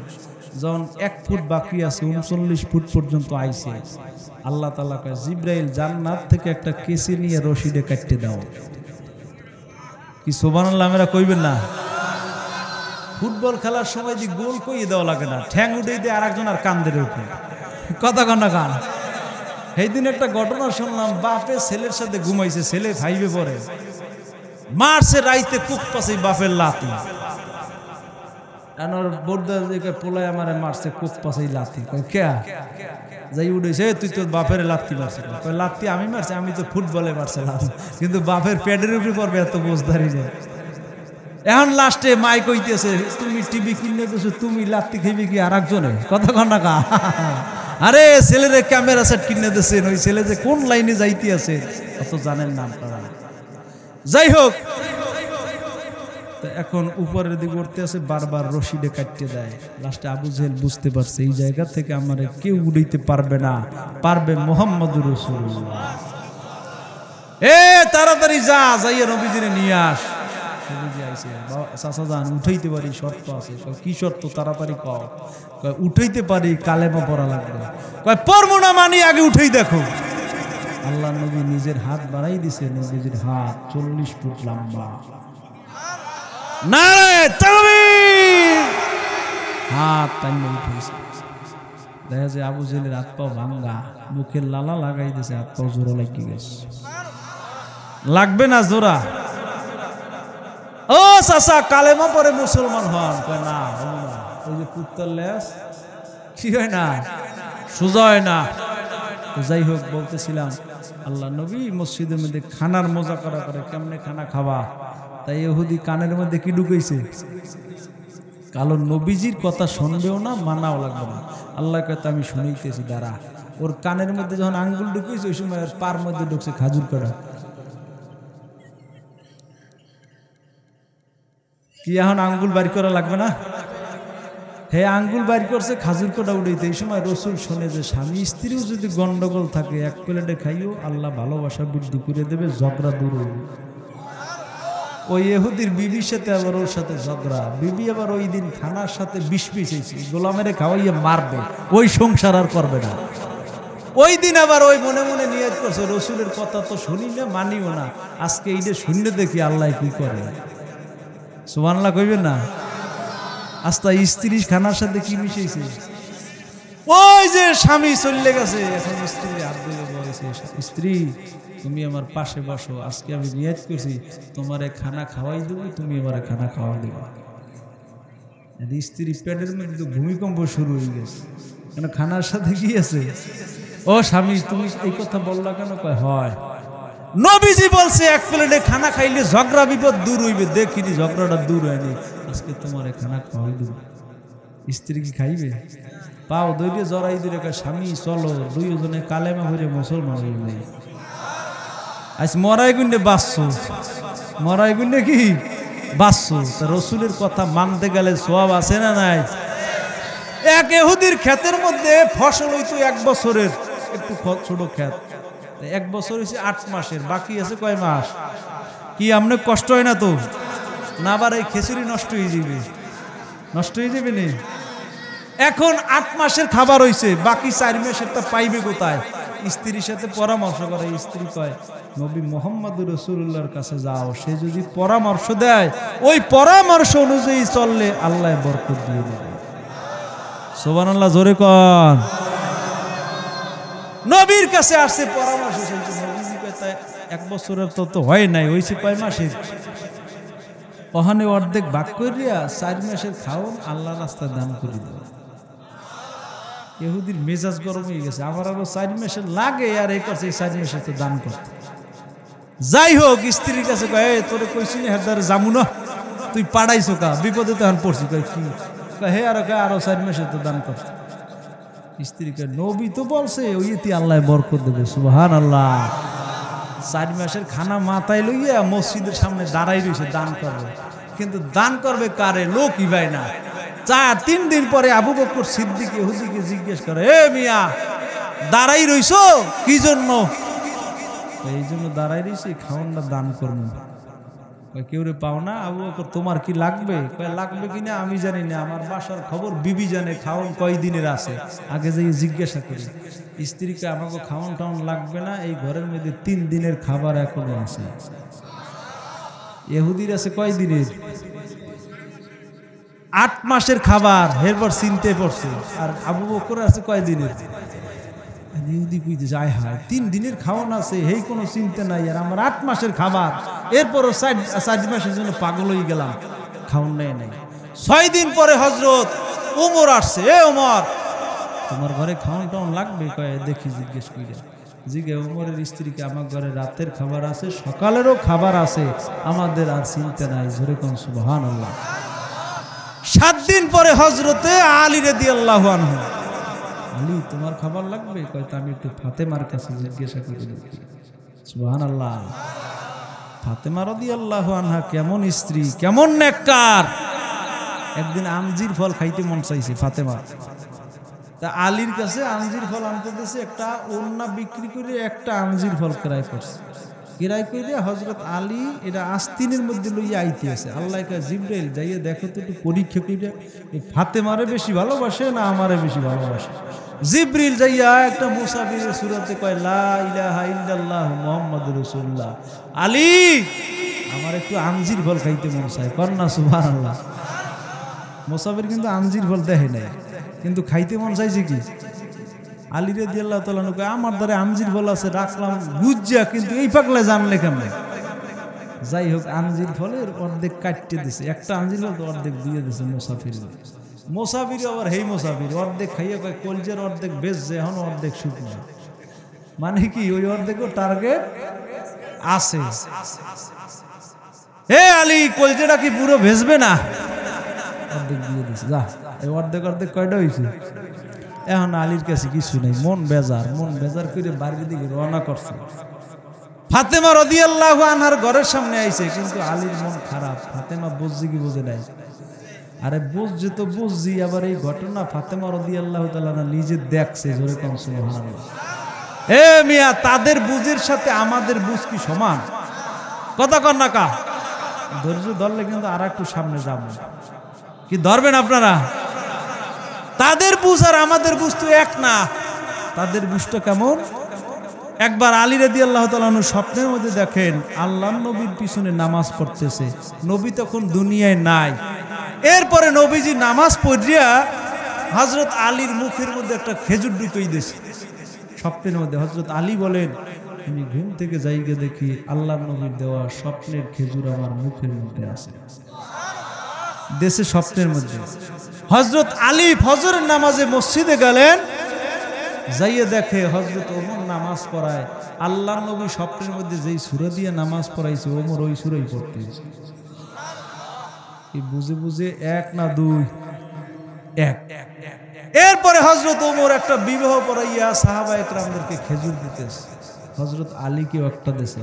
আলী কয়, ওমর তুমি জানো না আমি রাসূলের জামাতা, আমার একটা দাও কেন, আমার দুইটা দেওয়া লাগবে।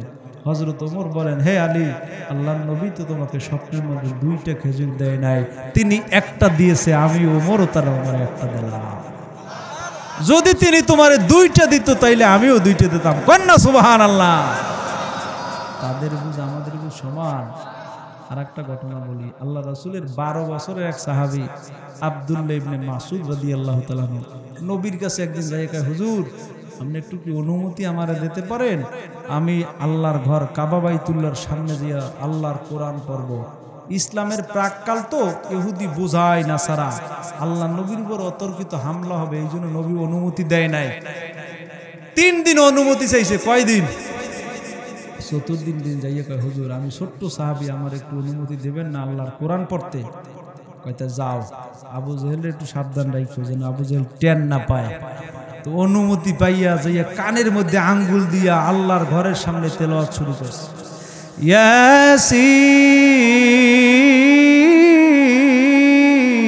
ইয়াসিন ওয়াল কুরআনিল হাকীম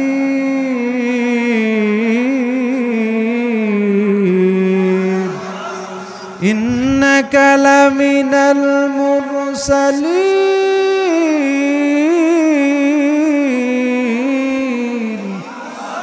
আলা সিরাতিম মুস্তাকিম। খারাপ লাগে? আবু জেহেলের দল বলাইসা এই ছোট্ট সাহাবীর তেলাওয়াত শুনতেছে, সুবহানাল্লাহ।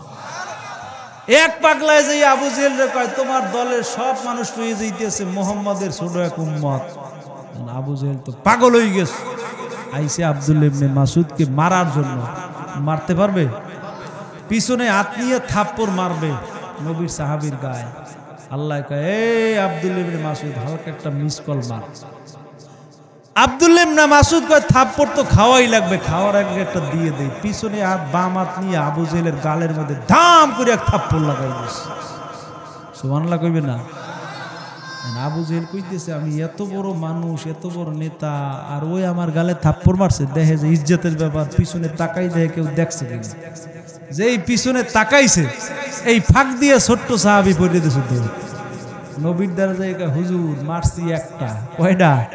হ্যাঁ মারছি বাম হাত দিয়ে। আচ্ছা, আব্দুল্লাহ ইবনে মাসউদ রাদিয়াল্লাহু তাআলা আনহুর হাতের সাথে হাত ছিল কার? জোরে বলেন।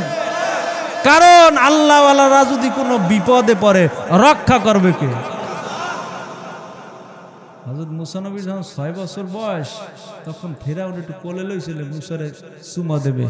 আল্লাহ কয়, না না না, সবাই কোলে লইছে, গালদার কাছে লইছে, মুখ চুমা দেবে। আল্লাহ কয়, এই মুসা, ফেরাউন তোর শত্রু, তোর গালে যেন চুমা দিতে না পারে। বয়স কিন্তু 6 বছর।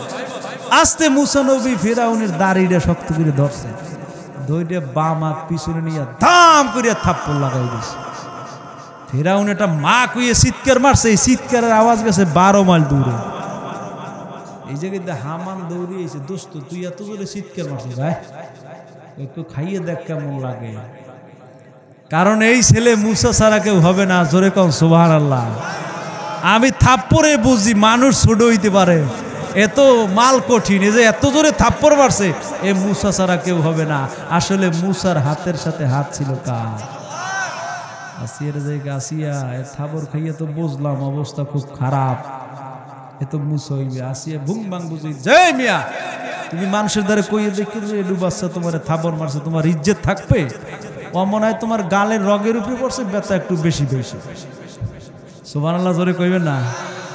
মুসা নবীর অনেকগুলো মোজেজা আছে, যত মোজেজা প্রকাশ করছে। আর আসিয়া বুং বাং বুঝাইয়া লাইন ঠিক করছে যে না, মুসারে আমার কাছেই রাখা লাগবে, ঠিক কিনা?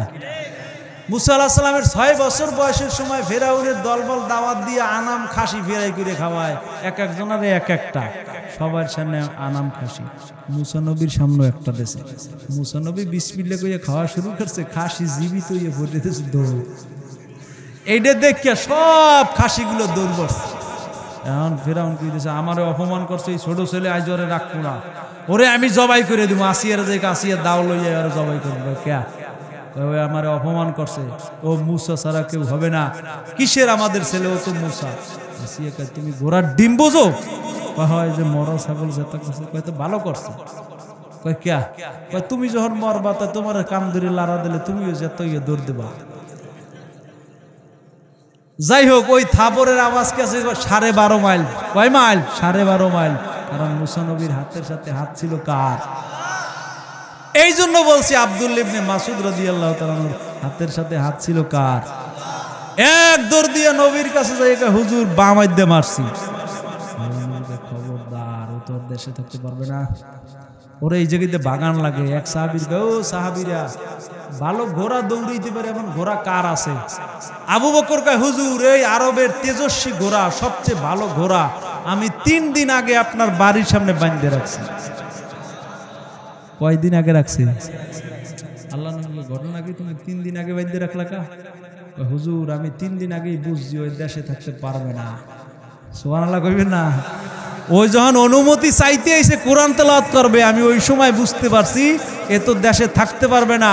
এই জন্য আপনার বুঝের সাথে আমি বুঝ মিলাইয়া 3 দিন আগে ঘোড়া আপনার বাড়ির সামনে বাঁধতে রাখছি। কোন সময় যেন যাওয়া লাগে ওই ঘোড়ার পিঠে চড়িয়া এক দেশ থেকে আর এক দেশে হিজরত করবে। এই জন্য তাদের বুঝ আর আমাদের বুঝ কিনা সমান না। যাই হোক, ওই সাহাবী দিয়ে দিল একটা আনার, বাড়ি রওনা করছে। হযরত ফাতেমার সাথে সাক্ষাৎ করবে। ফাতেমা দেখছে কি দেখে নাই? আলীর মন খারাপ। ফাতেমা রাদিয়াল্লাহু আনহা, এ আলী মন খারাপ করলে ঘরের দরজা খুলবো না, জোরে কর সুবহানাল্লাহ। আলী তো দেখছে, ফাতেমা দেখছে, হঠাৎ দেখতেছে একটা লোক ব্যাগে করে আনার নিয়ে এসে 9টা, জোরে কর সুবহানাল্লাহ। এক সাহাবী সালমান বাদশা এসে আলী এটা তোমার জন্য। আলী রাদিয়াল্লাহু তাআলা গণনা করে দেখেন 9টা। কয়টা? আলী দান করছে কয়টা? কিন্তু আছে কয়টা? লই যাও আমার না, ভুলে নিয়ে আসছো, কারণ আমি পাইলে 10টা, কিন্তু এই জায়গায় আছে কয়টা? নিয়ে যাও। সালমান বাদশা আলী তোমার পরীক্ষা করছি, আর একটা আমি পকেটে রাখছি, নিয়ে যাও, 10টা তোমার জন্য আল্লাহ নির্ধারিত করে রাখছে। এই যে আল্লাহ রাস্তায় একটা দান করলে 10টা। আমরা যদি মসজিদ মাদ্রাসার জন্য চাই, পকেটের টাকা হাতে লইয়া এরম বইয়া থাকে না, দেবে না, আমার টাকা কার পকেটে নেওয়ার ক্ষমতা আছে? তো টাকা কাছে গামাইয়া, টাকা হাতে থাকলে গামাই যায় না। এই পাগলা মনে করছে টাহায় কান্দে, কান্ডও কামইবে না, ও দিমু না, এরকম হাড়ওয়ালা লোক আছে না নাই? যাই হোক, বলতেছিলাম হযরত আলীর কাছে আসছে ও ইহুদি খাবার দান করবে। আলী রাদিয়াল্লাহু তাআলা বলেন আমার স্ত্রীর কাছে আগে জিজ্ঞাসা করে দেখি। স্ত্রী বলতেছে স্বামী আমার ঘরের মধ্যে একদিন রাত্রি বেলার জন্য একটা রুটি আছে। ও স্বামী আমার এই একটা রুটি অর্ধেক করিয়া, অর্ধেক তুমি খাইবা, অর্ধেক আমি খাইব। আগামীকালকের চিন্তা আগামীকালকে করব। বরকত দেওয়ার মালিককে জোরে বলেন, ওই আল্লাহকে অন্তর খুলে একটা জোরে ডাক দেন আল্লাহ, আরো জোরে ডাক দেন আল্লাহ। হযরত আলী বলে ও ইহুদি ভাই, আমার বিবি ফাতেমা বলেছে আমার ঘরে আজকে রাত্রের জন্য একটা রুটি আছে, আগামীকালকের চিন্তা আগামীকাল করব। ইহুদির অন্তরের মধ্যে একটা পরিবর্তন শুরু হয়ে গেছে। মুসলমানের ঘরে 7 দিনের খাবার থাকলে পরের দিনের চিন্তা করে না, মুসলমানের ঘরে 3 দিনের খাবার থাকলে চিন্তা নাই। মুসলমানের ঘরের মধ্যে এক রাতের একটা রুটি আছে, পরের দিন চিন্তা করে না। আমি ইহুদি, আমার ঘরে 8 মাসের খাবার, তারপরও চিন্তা করলাম আগামী কালকে কি খাবো। আমি আর ওই ধর্মে থাকবো না যেই ধর্মে খাবারের চিন্তা। আমি আমার জীবনটা আলীর মতো করতে চাই, আমার বিবির জীবনটা ফাতেমার মতো বানাইতে চাই। আমরা দুইজন যাব নবীর হাতে হাত দিয়া কালেমা পড়ে মুসলমান হয়ে যাব।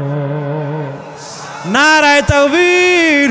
হে মুসলমান, একটা ওয়াদা নিতে চাই, আজকে থেকে 5 ওয়াক্ত নামাজ যারা যারা পড়বেন আল্লাহকে সাক্ষী রেখে হাত উঠাইয়া দেখা। নারায়ে তাকবীর, নারায়ে তাকবীর। আল্লাহ আপনি এলাকার সব ভাইদের কবুল করেন, সবাই করে আমিন। কন্যা আল্লাহুম্মা আমিন, আল্লাহুম্মা আমিন, আল্লাহুম্মা আমিন, আল্লাহুম্মা আমিন। রব্বানা যালামনা আনফুসানা ওয়া ইল্লাম তাগফির লানা ওয়া তারহামনা লানাকুনান্না মিনাল খাসিরিন। রব্বিরহামহুমা কামা রব্বায়ানি সগীরা। রব্বিরহামহুমা কামা রব্বায়ানি সগীরা। আয় আল্লাহ, গভীর রাত কত ওলামা ইকরামদেরকে নিয়ে আপনার দরবারে হাত উঠাইলাম, কত মা হারা সন্তান নিয়ে হাত উঠাইলাম, কত বাবা হারা সন্তান নিয়ে হাত উঠাইলাম। আয় আল্লাহ, আজকে মোনাজাত শেষ হওয়ার পরে যার যার বাড়ি আমরা চলিয়া যাব। অনেকে যাওয়ার পথে বাবার কবর রাস্তার পাশে গোরস্থান বাজবে, অনেকের মায়ের কবর বাজবে। অনেক সন্তান এই জায়গা আছে যাদের মা বাবার রাত্রে স্বপ্নে দেখা ঘুম ভেঙে যায়, বিছানায় বয়া বয়া মায়ের জন্য কান্দে আর কয় মা,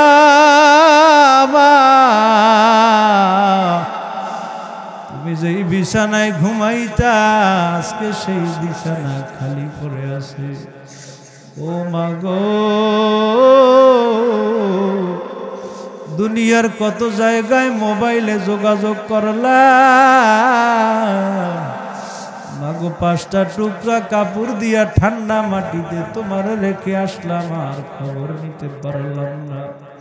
ও বাবা, আমাদের লেখাপড়া করাবার জন্য তুমি মানুষের বাড়ি বদলা দিয়েছিলে, কত রিক্সা চালাইলা, মানুষের বাড়ি কাজ করলা। আজকে তোমার সন্তান টাকার মালিক, বাড়ির মালিক, বাড়ির মালিক, গাড়ির মালিক, তুমি আজকে দুনিয়ায় নাই।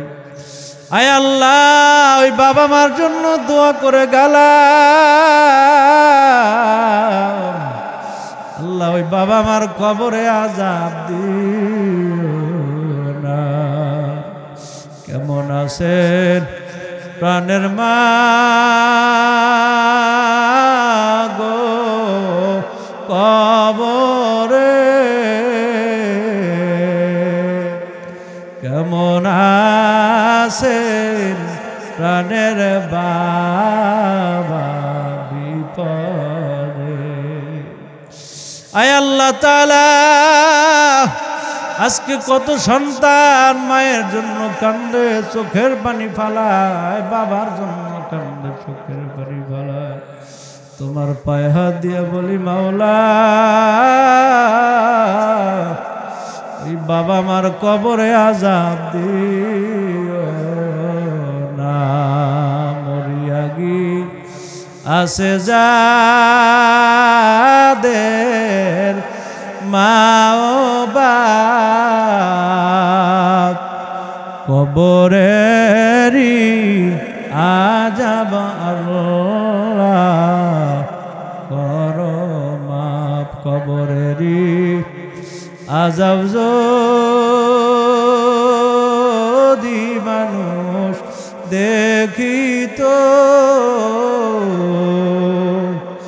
ঘরবাড়ি সারিয়া জংলা কি তো সাপে কাটবে গুরুজ মারবে হায় রে হায় আগুন জ্বালাইয়া দিবে আয় আল্লাহ এমন একদিন আসবে আমার মোবাইল পড়িয়া থাকবে আমি থাকবো না আমার গাড়ি বাড়ি পড়িয়া থাকবে আমার মাটির বিছানায় শুইয়া রাখবে আয় আল্লাহ তাআলা আজকে শুনলাম অমুক জায়গায় মানুষ মারা গেল এমন একদিন আসবে আমার মরার খবরও চলিয়া যাবে এমন একদিন আসবে আমার লাশটা দেখার জন্য মানুষ দলে দলে আসবে আয় আল্লাহ লাশটা ধইরা ঘর থেকে মাটির বিছানা ফেলাইয়া রাখবে দামি কোনো বিছানাও বিছাইবে না কেউ বাজাইবে ঝাড়ের বাঁশ কাটার জন্য কেউ বাজাইবে বাজারে কাপড়ের কাপড় আনার জন্য কেউ বাজাইবে গরম পানি করার জন্য আয় আল্লাহ জীবনে আমার সঙ্গে কেউ কবরে যাবে না বড়ই পাতা গরম পানির গোসল করাইয়া বাগানে রাখবে আমার ফালাইয়া প্রতিবেশী একে একে আসিয়া দেখবে তারা মাথার কাপড় সরাইয়া ও পর্দার আড়ালের মা বোনেরা মনটারে একটু বুঝাও মন স্বামীর বাড়ি যখন নতুন আসছি কত মানুষ শরবত খাওয়াইলো মানে বাতাস করলো লাল শাড়ি পইরা স্বামীর ঘরে ঢুকলাম এমন একদিন আসবে সাদা কাপড় পরাইয়া ঘর থেকে বের করিয়া দিবে ছেলে কাঁদবে আম্মু আম্মু বলে মেয়ে কাঁদবে আম্মু বলে মাগো জবাব দিতে পারবা না ওই আল্লাহর বেজার কইরা কবরে যাইও না আয় আল্লাহ আজকে এলাকার মানুষ কত ভালো মানসিকতার লোক নীরবে নিস্তব্ধে বইসে বইসে বয়ান শুনেছে অনেকে আল্লাহর বান্দারা নবীর কষ্টের কাহিনী শুনে কাঁদছে আল্লাহ তুমি তাদেরকে জাহান্নামের আগুনে জ্বালাইবা না আল্লাহ অকাল মৃত্যু দিও না আল্লাহ মসজিদ কিয়ামত পর্যন্ত কবুল করে নাও ঘরে ঘরে কোরআনের আওয়াজ দিয়ে দাও আয় আল্লাহ আগামী 19, 20, 21 চরমনার মাহফিল কবুল করে নিও আয় আল্লাহ তাআলা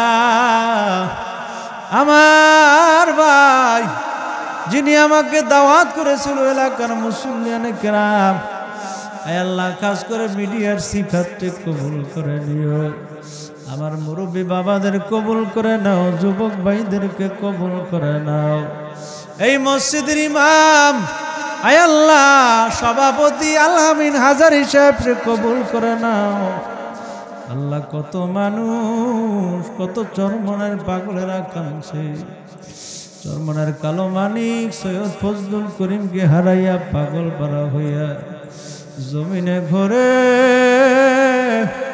শায়েকের মতো কেউ মাথায় হাত বুলায় না বাবা বলে ডাক দেয় না আল্লাহ কলিজার মধ্যে মারেফাতের বাতি জ্বালাইয়া দাও কুতুবে আলম ফজলুল করিম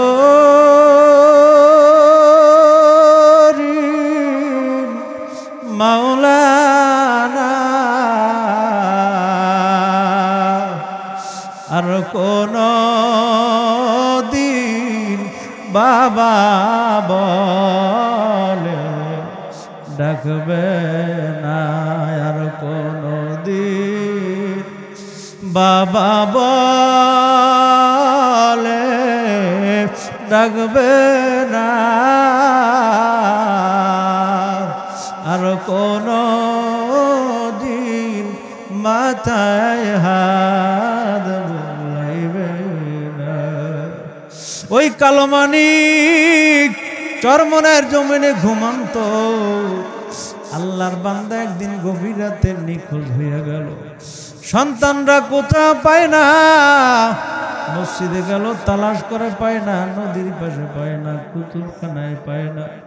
হঠাৎ যাইয়া দেখে কবরস্থানের পাশে দাঁড়াইয়া আল্লাহর বান্দা কান্দে আর চোখের পানি ফালায় আর বলে কি যে উপায় হবে আমার কবরে, কেমনে থাকবো অন্ধকারে কবরে। সাথী নাই রে বাতি নাই রে কবরে, কেমনে থাকবো অন্ধকারে কবরে।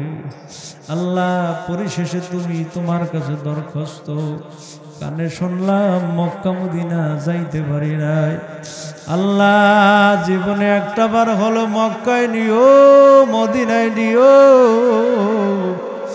যেই নবী উম্মতের জন্য পেট ভরে 3 বেলা খাবারও খায় নাই, যেই নবী তায়েফে মার খাইল, উহুদের ময়দানে দন্ত মোবারক শহীদ করে দিল, যেই নবী রওজায় বসে আজও কান্দে,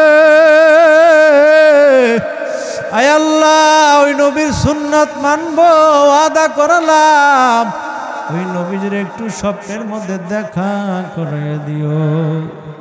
আল্লাহ আমার যুবক ভাইরা মুরব্বী বাবারা এতক্ষণ বয়ান শুনলো, বয়ান করলাম, কত ভালো লাগছে।